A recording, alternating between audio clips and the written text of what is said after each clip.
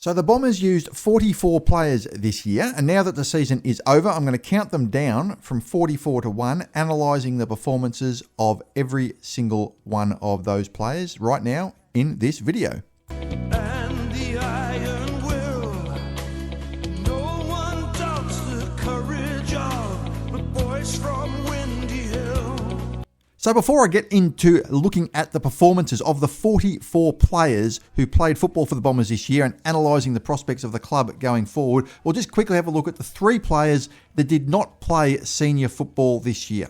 The first is Nick Cox. Now, Nick Cox only played a couple of VFL games, didn't play any AFL games.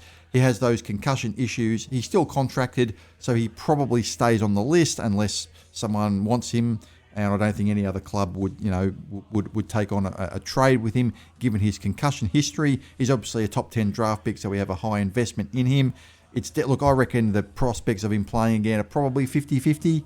Probably 50-50. Look, he's got the off-season to see if he can get himself right, his body right. Well, his body's fine, but just his head, obviously the brain is an issue that you don't want to muck around with, so you hope the doctors can get on top of all that stuff. But I'm not obviously giving him a rating this year because he only played the couple of games in the VFL.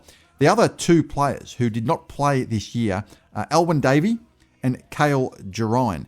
Now, Cale Girine, I'll just go to Cale first. He played pretty much every game, I think, or bar a couple in the VFL. He started off in the forward line, and as injuries mounted up in the Essendon senior side and we had to shuffle the VFL side around, he found himself in the back line at the end of the season. And that is actually where he played some of his best football. So there might be a bit of a silver lining here, because I'm pretty certain that the coaching staff at Essendon did not envisage that Cale Girine would be playing at centre-half back and full-back in the VFL. They may have, I don't know, maybe I got that wrong, but I reckon this is something that they thought, well, look, he's a tall player. Pretty much everyone who's over 190 centimetres is out and unavailable. Let's throw him down back. And that's actually where he played his best football. He did flash in and out of games when he was in the forward line. It's a hard position to play when you're a young player to play full forward, centre forward. He also is a bit of a part-time ruckman. But playing in the back line gives some prospect of what he could do next year. So whilst I won't give him, obviously I can't give him a senior rating because he didn't play a game, I'm going to give him a rough 7 out of 10 for his performances in the VFL. I think he was pretty good, and I think that's probably maybe a 4 out of 10 in the first half of the year, and maybe an 8 out of 10 or thereabouts in the second half of the year. I'll give him a 7 overall. His performances in the back line were really good. Alwyn Davey as well. Look, he's going to get delisted. Obviously, probably the first one to get delisted. He's about 22 now, out of contract. Didn't play a game this year. His performances in the VFL, though, were pretty good, and he may... Look, will he get a gig somewhere else? I doubt it. Could he get rookie listed somewhere or picked up? Maybe. I think he could make a very good VFL player somewhere. But some of his best performances, like Cale Girine, were in the back line. He was moved to the back line for the last portion of the season, and playing off a half-back flank, he was one of our better players. So his performances in the VFL were pretty good. Obviously, I can't rate him for the senior side because he wasn't there, but I'll give him a 7 out of 10 for his VFL performances. So just having a quick look at the 44 players who played. I'm going to count them down. Now, I'm going to count them down, first of all, using Champion Data's ratings from 44 to 1. Now, I don't necessarily agree with Champion Data's ratings, but I've got to count them down in some way. And as I count them down, I'm going to give my personal rating in the top left-hand corner. The bottom right-hand corner will be the Champion Data rating, so we'll count them down from 44 down to number 1. But my rating will be in the top left corner. Anyone who played only a handful of games, I'm not going to give a rating. And I'm not going to give a rating to Sam Draper, for instance, for playing, 3 games or whatever it is, or 5 games. Same with Tom Edwards and players like that. So that's how I'm going to do it.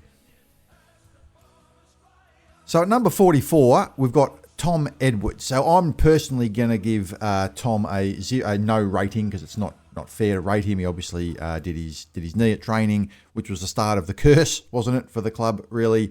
Only played the 2 games. What we've really got to look at with Edwards is make sure he gets back fit and firing, and the good news is that he's resumed running last week, so that's a good sign. So he's on the way to a full recovery.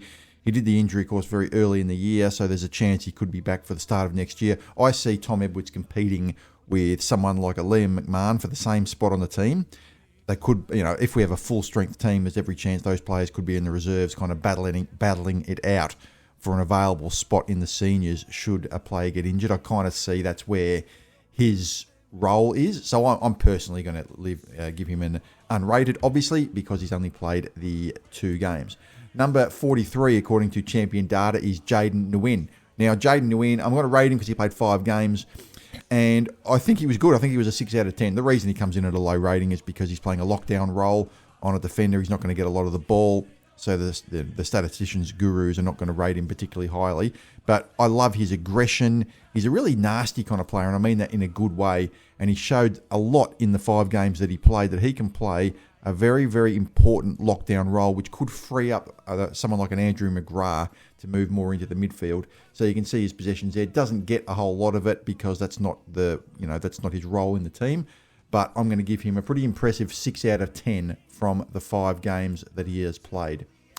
Number 42, according to Champion Data, Reece Unwin. Now, I'm not going to rate Reece. He just played the 3 games, kicked that 1 goal there in his first game, just averaged 7 disposals a game. I was a little sceptical of him when he came into the team just because I've been watching the VFL games all year, and he doesn't have a huge impact. I think he just needs to get the ball a little bit more.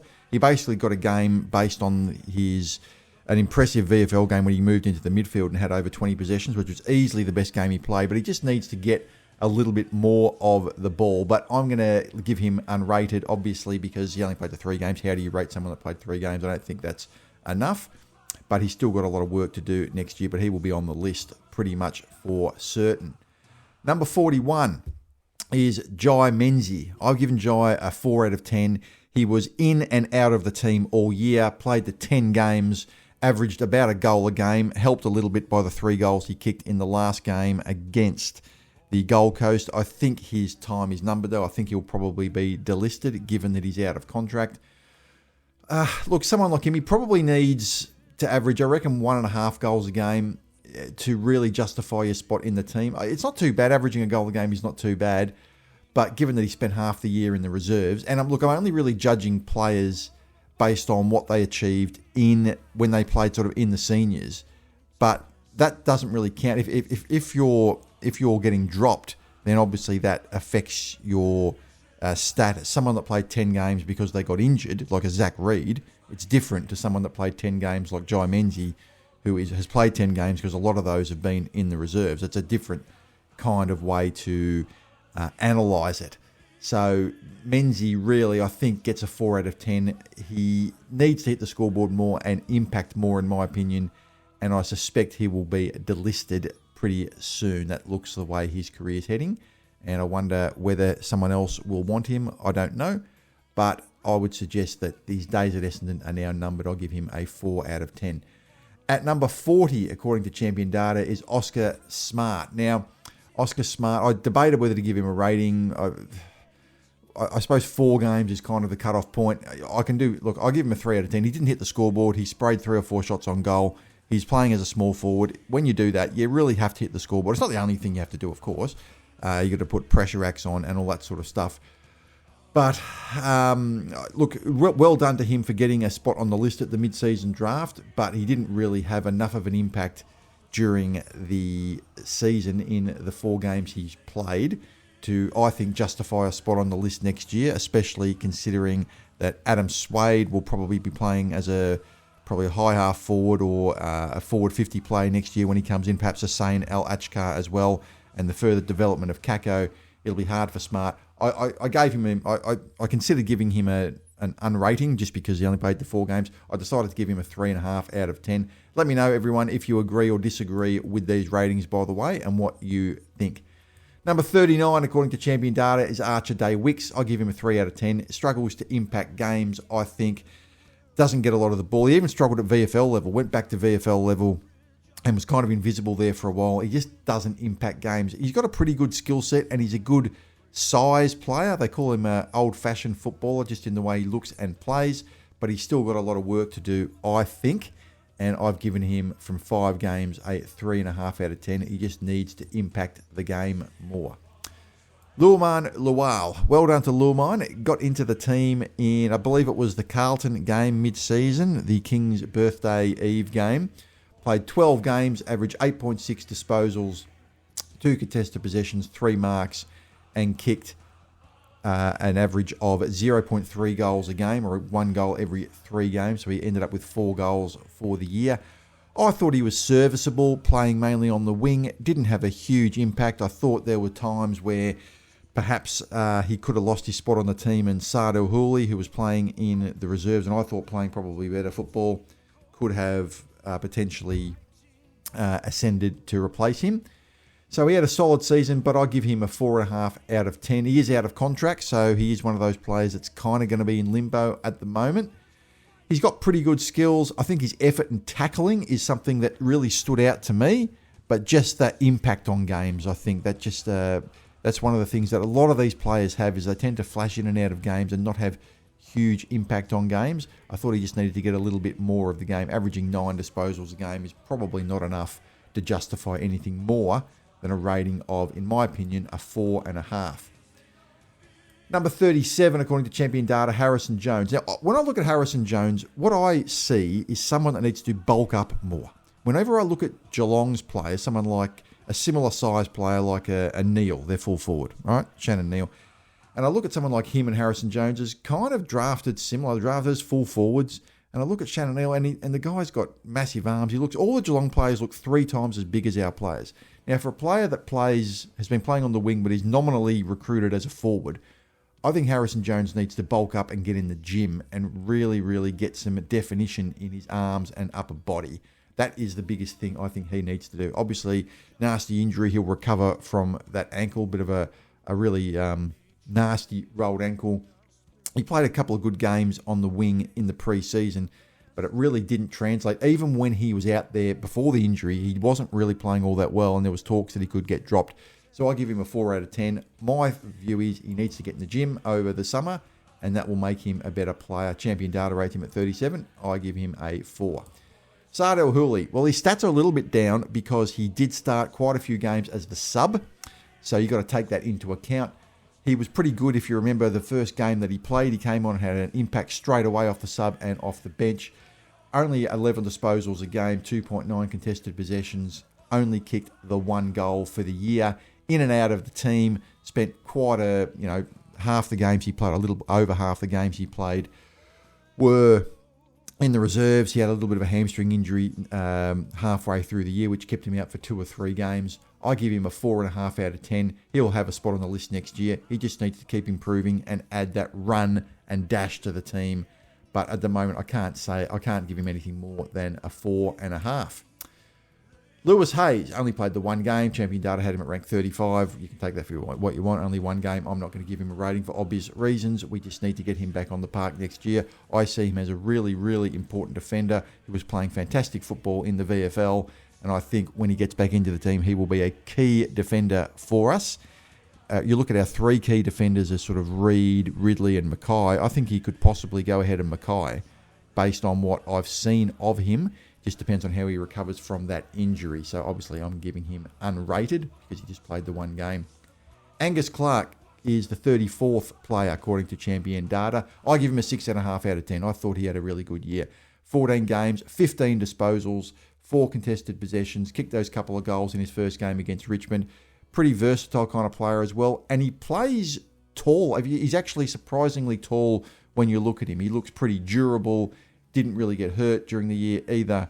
I think of all the players that debuted this year, he's the one I expect will play 200 games. I mean, I know Kako probably will as well because we all expect that. But I think with Angus Clark, I suspect he will probably be one of the 15 players that debuted, he'll be the best or second best player of those in his career. I think he's going to be a really, really good player, a really durable player and a versatile player that can play in a number of positions. I gave him a 6.5 out of 10. Nate Caddy. Champion Data rate him at 33 of the 44 players who played this year. 6 out of 10. He's still got a lot of work to do. You get a bit of a mulligan when you're a young player who's a key forward because you still need those years in the gym to bulk up, and you don't normally peak when you're a big, tall forward until you're in your, mid-20s or 23, 24. So he's trying to hold down a key forward position as a teenager. So he still averaged more than 1 goal a game, 4 marks, 5 contested possessions, 11 disposals. My biggest issue is he doesn't seem to have a lot of what I call forward craft, that natural ability to play full forward. He's basically playing there because he's athletic, right? Not because he's necessarily an expert in the position. They think, well, he's tall and athletic, therefore you can adapt to full forward. He tends to run under the ball a little bit. In fact, he runs under the ball all the time. He needs to get his leading patterns a little bit better and try to clunk a few more contested marks. And he will. That will come with age as he gets older and more experienced and he gets fitter and bigger. But at the moment, I gave him a pretty solid 6 out of 10. Tough position to play for Caddy. Finished the year injured, as we know. Ben Mackay struggled a little bit in the first half of the year in the first 10 games. Let's be honest, he was, booed by the fans, which is not a fair thing to do. You shouldn't do that to any player. One thing he struggles to do is just get his hands on the ball. And I know it's not always your job as a defender, but just the linking up out of defence, you see someone like Zach Reed get a lot more of the ball than Mackay does. He struggles to sort of link up and find space. All he really has got is his one-on-one game, and he does it pretty well. He wins most one-on-ones with his opponent, but he did struggle a little bit. I thought that he got a little bit better after a slow start, but I give him a 4.5 out of 10 only for this year on the 10 games that he played. At number 31, according to Champion Data, Jayden Laverde. So Jayden Laverde, we all appreciate the efforts he's done this year. 4th string defender, arguably 5th behind Lewis Hayes, given that Lewis was in the team, of course, before Laverde. He played 14 games this year, most of them in the back half of the year, well, all of them in the back half of the year, averaged 15 disposals a game, and was a really solid player for us. He's probably going to get the listed GWS are interested in him. I give him a 6 out of 10. You can't fault his effort. He's obviously a little bit limited in his skill set, but I think a 6 out of 10 is pretty reasonable. What do you guys think? Jayden Laverde, well done on your career at Essendon. You did well, and I hope you do well wherever you end up next year. At number 30, played only 2 games this year, was Vigo Vicentini. I'm not going to rate him because how do you rate someone that only had 2 games? Just had the 12.5 disposals a game on average, was well beaten in both games by the ruckman that he played against. He had a really tough initiation against Luke Jackson and then another one against Kieran Briggs.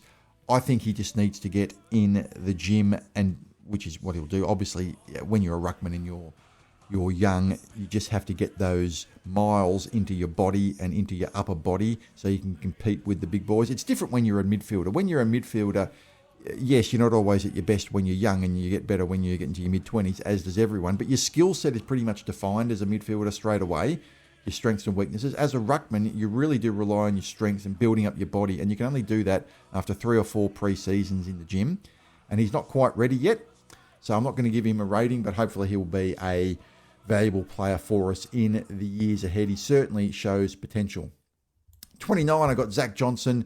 Zach Johnson was fantastic in the reserves, and that initiated his ascension into the senior team. Played 9 games, 13 disposals, 3.2 contested possessions, playing off the half-back line. I'd like to see him trialled a little bit more next year, perhaps on a wing. Even in the forward line, we always look at these players and define them in one position. I don't think he has to be defined as a sort of halfback flanker. I think he can play in other positions. I give him a 5 out of 10. I think he's going to be a big future of our club and another player that can easily play 150 to 200 games in his career. At number 28, according to Champion Data, is Matt Guelfi. I thought he had a pretty solid year. He averaged just under a goal a game, 9.2 disposals. He gives us something a little bit different, Guelfi, given that he's a awkward size for opposition defenders. He's neither a tall or a small. He can play as both. He's got reasonable ground level skills, and he can take a mark. So he's a pretty important player to have in the team. I've probably underrated him myself. That's probably my fault. I don't know what you guys think. He tends to be one of those players that I've looked at and sort of thought that he's potentially tradable. Perhaps he's a bit more valuable than that just because of the unique size and shape and what he gives to the team. Only played the 12 games, spent some time in the reserves. I gave him a 6 out of 10. Average a goal. Look, if you average a goal a game as a small forward, or at least a nominal small forward as he is, I think that's generally pretty good. Number 27, Liam McMahon. I gave him a 6.5 out of 10 simply because he kicks goals. He averaged 2 goals a game, and it was even more than 2 goals a game if it wasn't for the Carlton game where he got subbed off. And the Sydney game, he got subbed off in 2 of those games. And he still averaged 2 goals, nearly 2 goals a game, despite getting subbed off. Now, McMahon doesn't get a lot of the ball. He's not particularly athletic. He doesn't have a whole lot to his game other than leading and marking and straight kicking, but that's fine. That's what he does. He's just someone that knows how to kick goals. I hope he stays on the list. I see him competing with Tom Edwards next year if they're both fit. I see them as probably quite similar in their physical makeup and similar in their skill set, even though Tom Edwards is a left footer. Liam McMahon, I gave him from 7 games a 6.5 out of 10. He kicked, 12 goals. Well done, Liam. Pretty good performance. I hope he stays on the list. Number 26, Ben Hobbs. That's 26 according to Champion Data. Hobbs, I give him a 4 out of 10. He's struggling to find his role a little bit, Hobbs. Only averaging 15 possessions as a midfielder, well, a nominal midfielder anyway. There was some talk at the end of the season he was a bit banged up and injured, but he wasn't listed on the injury report and he couldn't get in the team. And this was a team that has 18 injured players. So if you can't get in the team when there's 18 injured players, you're probably in a bit of strife. Whilst we're a team that has a lot of limitations, we've got a reasonable midfield when you look at your Merritts and Caldwells and Martins and all these sort of players. And Hobbs just doesn't get enough of the football to go ahead of those players. Did spend a couple of games in the reserves, which is not a good sign, in a team that had so many, even though he played most games. The fact that you get dropped even for a couple of games is not great, given that we had so many injuries. He should have been playing permanently in the team. I gave him a 4.5 out of 10. I think his spot on the list is in jeopardy. 25, Jackson Pryor. He started slowly, got better. I gave him a 4 out of 10 for the first half of the year and maybe a 7 or an 8 out of 10 for the second half of the year. I'll give him a 6 for the whole season. Played every game. Brad Scott seems to like him. Pretty reliable. 16 possessions a game. He's one of those players I reckon in the second half of the year you didn't really notice him. And I mean that in a good way. I mean if a midfielder you don't notice, it's usually because they're not getting the ball. If it's a backman who you don't notice, it usually means they're doing their job pretty admirably. I think he gets a spot on the list next year. Played every game. Good medium-sized defender. He can play on a tall, even though he normally does it. He can also play on a small. Pretty reliable kick. I give him a 6 out of 10. Number 24, according to Champion Data, Archer May. I give him a 6 out of 10 as well. Averaged a goal a game from 7 games this year. Showed enough in the games that he played, particularly the game against the Gold Coast where he kicked 3 goals in 1 quarter, that he's got what Harrison Jones should have, and that's a big, big physique. Harrison Jones should look like Archer May, and he does. Now, Archer May has done a lot of the work in the gym. I think he's got a lot going for him in terms of his big, bulky physique. He'll be able to take big marks, and he's a big, long kick as well. I think from the limited games that he showed, that's promising. I think he'll be on the list next year. He's got an 18-month contract anyway. I'll give him a 6 out of 10. Number 23, Jade Gresham. I thought Gresham struggled a bit. Look, I gave him a 5. I struggled between a 4 and a 5. I ended up giving him a 5. It probably should have been a 4. Played 19 games, 13 disposals, playing as a high half forward. He just doesn't impact games as much as he should. He was a pretty good player at St Kilda, but I think the Saints fans weren't that upset to lose him. What's going to happen with him? He's contracted next year. I don't think he was terrible this year, but a 5 is a bare pass. 13 disposals, 5 contested possessions. Can play some good games as a high half forward, but just doesn't have the impact that we need him to, in my opinion. Kyle Langford. On the games that he played, I give him a 6. Now, it's a bit hard because a couple of games he got injured during the game, and therefore, it's really only 7 games that you can judge him on, which means if you judge him on the games where he didn't get injured in the game, where he had to come off halfway through the game, his stats actually go up. As you could see when he came back for the second last game of the year against St Kilda, or the third last game of the year, he just showed his class. He is a really good player. There's been some talk this year about trading him. No way. He's too good a player. He's too versatile. He can play anywhere. He can play forward. He can play back. He can play on the wing. He averaged a goal a game. He didn't have a great season because of the injuries, but whilst he was out there in the 7 games he played, like I said, not counting the 2 games that he got injured during the game, he was serviceable, if not spectacular. Nowhere near as good as what he was in the first 2 years under Brad Scott, but I still give him a 6 out of 10 to Kyle Langford.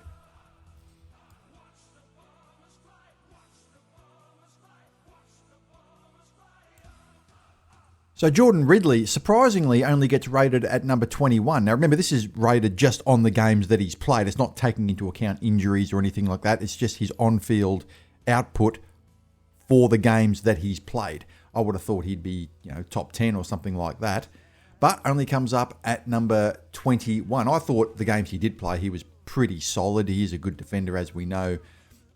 I rated him as a 7 out of 10. Like I said, not taking into account the injuries or anything like that. There's you could categorise things in a whole different way if you categorise a player's worth to the team and you count their durability. I'm just counting, what he produced on the field in the 10 games that he played.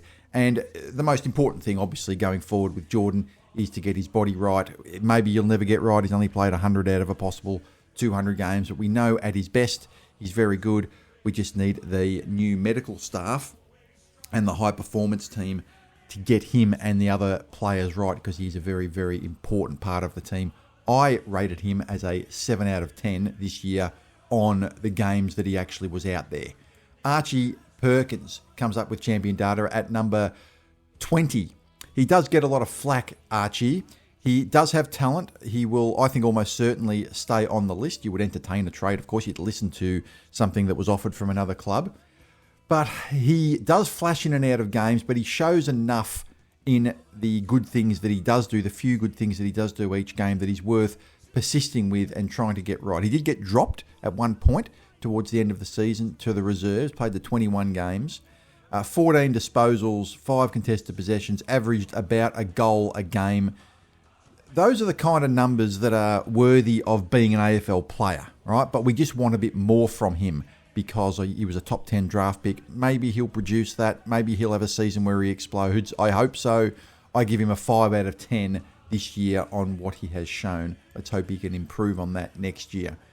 Xavier Dersma coming in at number 19. I personally gave him a 6 out of 10. He had a pretty solid year playing kind of a quasi midfield wing role, mainly on the wing. 22 games, averaging about 20 disposals a game. Also chipped in for 11 goals as well and 5 marks. It would be good if we could somehow get his younger brother, who's the proposed number 1 draft pick. I think he's a 6 out of 10. Pretty durable player. The fact that he played 22 games is so important, given that so many players were unavailable. He's not, he is limited. I think his kicking can let him down a little bit. It can be a bit loopy. He doesn't seem to be able to, pinpoint passes with those bullet kicks that travel, like worm burners, 4 or 5 metres off the ground. He seems to have a lot of air in his kicks, and I think that's something that is a little bit of a skill deficiency in his game, but I give him a 6 out of 10. He had a pretty good year.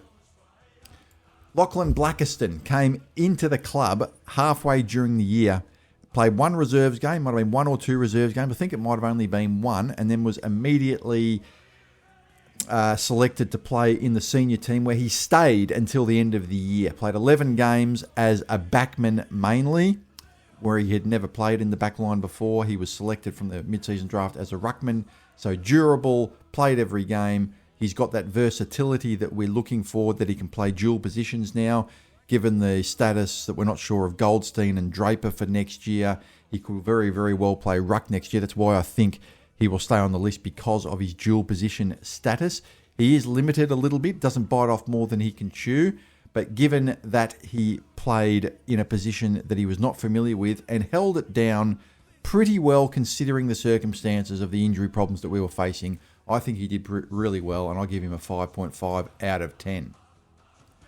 Number 17, champion data rates Zach Reed. Now, Zach Reed, during the early part of the year, he went 5 games in a row without his direct opponent kicking a goal. From round 2, the Adelaide game, and 5 games after that, he went 5 games without his opponent even scoring. So he is a excellent player. The problem is, as always, he got injured, as he always does. But the first 10 games, he wasn't just a really good player for us. He was one of the leading defenders in the competition. And had he maintained that kind of form for a 23-game season, he could have well been an All-Australian discussion. But of course, 10 games only, that's obviously never going to happen. 15 disposals, 4.3 contested possessions, but his one-on-one work and leadership down there in the back line was fantastic. On the games he played, I give him an 8.5 out of 10. We just need him to get on the park. Over to you, the high performance team. Number 16 with champion data, Archie Roberts. We're getting to the top end of our players now. One of the best young players in the competition, talked about as a potential winner of the Rising Star. He probably won't quite get there. He played every single game for the year, 24 disposals, 5.7 contested possessions, knocked up getting the ball. Really, really solid and reliable. And that was the thing that defined him, I think. Just his reliability. You knew what you were going to get with Archie Roberts every single week. And hopefully he remains an Essendon player for the next decade or more. He had a really good year. A solid 8 out of 10, in my view, from Archie Roberts. Will Setterfield comes in at number 15 with champion data. Played the 13 games, went out with that nasty Liz Frank injury. His spot on the list could be in jeopardy simply because of the injury as well. He probably won't be back for the start of next year. It's looking at this stage. The games he played, he was pretty solid. 21.7 disposals, 7 contested possessions. The good thing about him, he can play sort of 2 roles. He's a great tackler. He can actually tag and he can get a bit of the ball. So he's actually an important player for us. I give him a 6.5 out of 10 on what he produced in the 13 games that he played. Isaac Kako comes in at number 14. Great season, played every game, 7 out of 10. I would have liked to have seen him hit the scoreboard a little bit more. If you had told me before the year started he would have averaged less than a goal a game, I would have been a little disappointed. I thought he could have averaged a little over more than a goal a game. But looking at the supply that's coming in a pretty ineffective team, it's a pretty hard job. There are teams that he was playing for that he probably could have averaged more than a goal a game had he been playing in a better team. But the fact that he still kicked the 15 or 16 goals was a pretty good performance. And he played probably his best game for the year towards the end of the season. He was trialled in the midfield a little bit more in the second half of the year, spent most of the first half of the year in the forward line, spent the second half of the year in a dual role between the midfield and the forward line. And that's an exciting thing going forward for him to have those dual roles. We want to see him being able to be dynamic in the midfield when things aren't working well in the forward line, which can happen for a small forward. It sort of can be a lonely position down there, and you can not get much of the ball. So you need to be able to go into the midfield and contribute, which he did. I rate him a 7 out of 10, a great effort in his first season at the Bombers.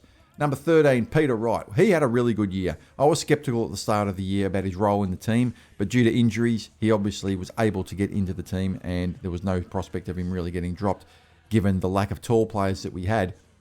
I mean, he kicked 1.5 goals on average per game.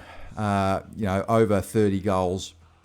Played the 19 games, 5.8 contested possessions, 5 marks. I thought he stood up. This year. And I thought he had a better season than what he had last year. And I think he has prolonged his career. Well done, Peter Wright. I probably lowballed him here. I'll give him a 6.5. You could probably give him a 7. But I thought he's had a solid year. Number 12, according to champion data, is Elijah Sartas. Now, but this is just based on the games that he's played at senior level. Now, I give him a 5 out of 10 only because his output in the games that he played was pretty reasonable. The biggest issue when he plays in the seniors is for some reason the coaching staff only give him about 60 to 65% of game time on the ground. In the game time he was out there, he did okay, had the 17 possessions, 7.6 contested possessions. At VFL level, he has 30 contested possessions. Now, I give him a 5.5 out of 10. I could easily give him a no rating. I kind of have 5 games as a rough cut-off point, so I've given him a rating, even though you could, how do you rate someone that really didn't play that much? But his ability at VFL level he had a great VFL season. He averaged 30 possessions at VFL level. I mean, he's a dominant VFL player. But there's just something about his in and under game and the fact that we have players in that position already that make it hard for him to get into the team. I think he'll be with the club next year. Not a lot of suitors for him for whatever reason. But on the games that he did play, I gave him a 5.5 out of 10. Let's hope that he can get into the team and contribute more next year. Number 11 is Darcy Parish. I give him an unrated. Champion Data rates him as the 11th best simply because the disposals and the output he puts up is pretty dominant. He does get a lot of the ball. He averaged 29 disposals, 13.3 contested possessions, 7 clearances. He's a good player. It's as simple as that. He is a good player. He gets far more criticism than what he should. I think that's because he's injured all the time, so people get stuck into him. The reality is, if you produce the kind of stuff that he produced in his 3 games, and he did that for a whole 23 games, he would be one of our top probably He would be a top 10 player for us. So I have him as unrated. He has gone over to Baltimore during the off-season. He's going over to Baltimore to get his body right. Let's hope they can. And it's over to the high-performance team again to get him right. If you can get him right, he's one of our most important players. We need him right. He was rated 11th in the 3 games that he played. Like I said, you can ignore that really from champion data. It's only from 3 games, right? So, it's just that's what the number spits out. I give him an unrated from the 3 games. It's really what he can now do next year. Dylan Shield came in at number 10. Look, he played okay, spent some of the season in the reserves, was able to come in. His class does show when he gets into the seniors. What he does tend to do sometimes is spray it. It's funny, he's got a good kick, and yet he doesn't have a good kick. And that sounds like a silly thing to say. He's got a classically good kick, I think, in terms of the way his skill level is portrayed when you look at him. But his decision-making sometimes doesn't always stack up. And look, he's had a great AFL career, All-Australian at one point with GWS. Really, really good player. Getting on now in his early 30s. Let's hope that he can find a suitor with another club somewhere, because he's still an AFL standard player, I think. I think he's still an AFL standard player. Averaged 21 disposals a game, 6 contested possessions. Rated our 10th best player. So you can take that for what you want. He gets all the criticism that you want. It's really just his age profile that's the main problem. Or he's 31, 32 years old, whatever he is. He will be moving on and not playing with the Bombers next year. I gave him a 5.5.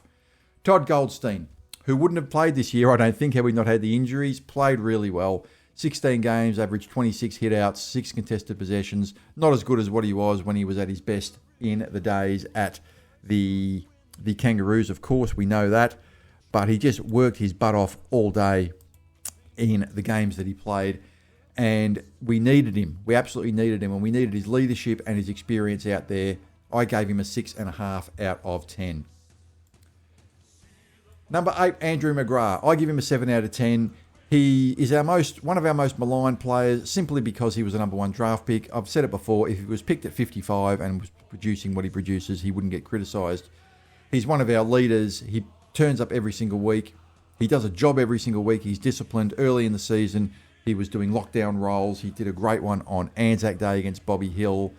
And he can also move into the midfield like he did a bit later into the season when Jaden Nguyen took over that lockdown role in the back line. And when Andrew McGrath moved into the midfield, he showed that that's a position he might get more of next year. I gave him a solid 7 out of 10. He's one of our best players, and he's having a very good career. Is it the career that you would expect from a number 1 draft pick? Well, maybe not quite, but like I said, that's not his fault. He's playing well, and he will have another solid year for the Bombers next year. He's also very durable, very, very rarely gets injured. Nick Bryan, who I'm not rating, came in at number 7 with champion data after only playing the 4 games. He's a pretty highly rated player when he was out there, but I'm not rating him. I don't think you can rate too much. He's recovering really well, the club says, from his ACL injury, and hopefully he'll be back in the early rounds of next year. I'm not rating him for obvious reasons, just playing the 4 games. Mason Redmond comes in at number 6. I give him a 6.5 out of 10. He does seem to get a lot of... My main criticism of Mason, he seems to get a lot of cheap possessions in the back line, just kicking it around backwards, that sort of thing. He did have his 2 best games for the year in the games against St Kilda and the games against Carlton, where he had well over 30 possessions in both those games. And that really elevated him a little bit, given that I thought he was a little bit disappointing in the early part of the year. He's obviously one of our better players, though. Comes in at number 6 with champion data. I don't think he's been quite as good as since he signed that contract, but he did show in the last few games what he is capable of. I give him a 6.5 out of 10. I think he's been a valuable player for us this year. Number 5 comes in at Jai Caldwell. In the games he played, I give him an 8 out of 10. We all know what he can do. I think he's a future captain. He's still young, 26 possessions a game. He had one of the best games of the year that anyone's had all year in the opening round against Hawthorn. He was absolutely dominant in that game. And I thought, wow, what have we got here? What can this do? What can this guy produce for the year? Unfortunately, only the 11 games because of injury. Great in and under player, really reliable kick. He's also a big game player. I think you rely on him to kick, big goals. And I think, or you rely, when he lines up for a shot on goal, you trust that he's going to kick it because he's just the type of player I think that stands up in big moments. I give him an 8 out of 10 based on the 11 games that he played this year. Number 4, Nick Martin, same with Jai Caldwell. One thing with Martin, I would have liked to have seen him hit the scoreboard a little bit more. Not all his fault. I'd like to see him, the coaching staff, move him more into a half-forward role because he kicks goals whenever he goes forward. He didn't spend a whole lot of time forward this year, but still kicked the 0.7 goals per game, or I think that was about 11 or 12 goals from his 16 games, 24 possessions. He can play anywhere. He's a versatile midfielder. He can play off half-back. He can play on the wing. He can play in the forward line. He's one of the few players we've got who can play legitimate multiple positions. 8 out of 10 for me on the 16 games he played. Unfortunately, we're not going to see him till midway through next season. Number 3, according to Champion Data, on the 5 games he played was Sam Draper, would you believe? And he was having his best season. He was averaging nearly 100 Champion Data points per game. A lot of that was due to his accurate kicking for goal. Look at those goals, averaging 1.5 goals a game as a ruckman. Yes, he did spend a bit of that time forward when Nick Bryan was rucking early in the year. I give him unrated. Look, if I was going to rate him, I would have given him a 7.5 out of 10 for his performances this year. I just given his position and just the fact he got injured so early in the year. Right, I know I've rated other players that have played 5 games, but just because he got injured so early in the year, we haven't seen him for months and months and months. I've given him unrated, but it just shows you why it's so important, I think anyway, that we keep him. He was having his best season. I mean, he was rated our 3rd best player for the year, on the output that he produced from the limited amount of games. Now, would he have been able to maintain a rating of 3, the 3rd best player over the course of 23 games? Probably not. But based on the games that he did play, that's where he was. So do I think he's our 3rd best player? No, I don't. But that's what he had. That's what he produced. He was our 3rd best player from the limited games that he played. I give him an unrated. Sam Durham comes in at number 2, and I actually agree with the fact that he's our 2nd best player. He is an 8 out of 10 for me from the year. Got injured a little bit during the end of the year, was knocked around a bit, probably shouldn't have played in the last game. 20 games, 22 disposals, 11.8 contested possessions, great in and under player, heart and soul player. We love him. What more can you say about Sam Durham? Let's hope he has a 10-year career at the Bombers. Number 1, according to Champion Data, and our best player is the great Zach Merritt. 28 disposals a game, 9 contested possessions, played all games bar 1 where he broke his hand and came back.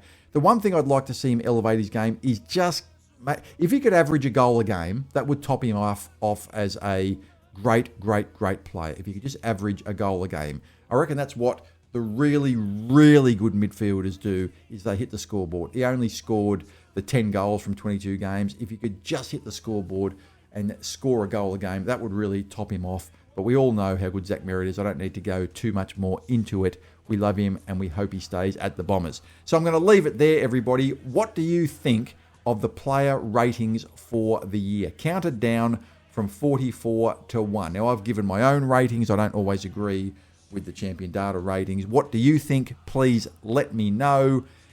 What do you think? That's what I want to know. Leave a message in the comments. Like and subscribe to this channel, everybody, if you haven't already. Have a great day. And as always, go Bombers.